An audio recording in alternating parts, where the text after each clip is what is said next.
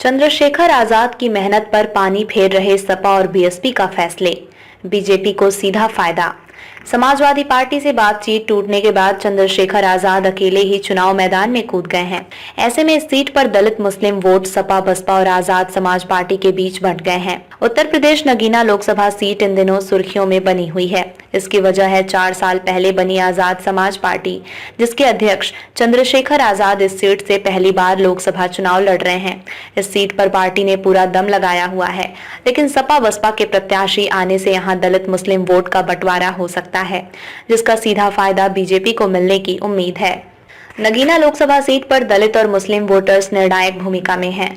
परिसीमन के बाद 2008 में ये सीट अस्तित्व में आई थी। तब से अब तक यहां से सपा भाजपा और बसपा के सांसद रह चुके हैं, जबकि बीजेपी सिर्फ एक ही बार साल 2014 में चुनाव जीत पाई है। इस चुनाव में सपा और बसपा अलग अलग चुनाव लड़े थे और दोनों दलों को लगभग बराबर ही वोट मिले थे। नगीना सीट पर दिलचस्प हुई लड़ाई। साल 2019 में सपा और बहुजन समाज पार्टी ने मिलकर चुनाव लड़ा था, जिसके बाद इस सीट से बसपा को आसानी से जीत मिल गई थी। लेकिन इस बार सपा और बसपा अलग अलग चुनाव लड़ रहे हैं। वहीं तीसरी पार्टी के तौर पर चंद्रशेखर आजाद भी ताल ठोक रहे हैं। ऐसे में दलित मुस्लिम वोटर्स 3 उम्मीदवारों के बीच सपा के मनोज कुमार, बसपा के सुरेंद्र पाल सिंह और चंद्रशेखर आजाद के बीच बंटे हुए दिख रहे हैं। चंद्रशेखर आजाद का दावा है कि उनकी पार्टी पिछले 1 साल से इस सीट पर मेहनत कर रही है। चुनाव का ऐलान होने के बाद से खुद आजाद ने भी पूरा दम लगाया हुआ है। वो घर घर जाकर चुनाव प्रचार कर रहे हैं, बड़ों के पैर छूकर और महिलाओं के हाथ जोड़कर उनका समर्थन मांग रहे हैं।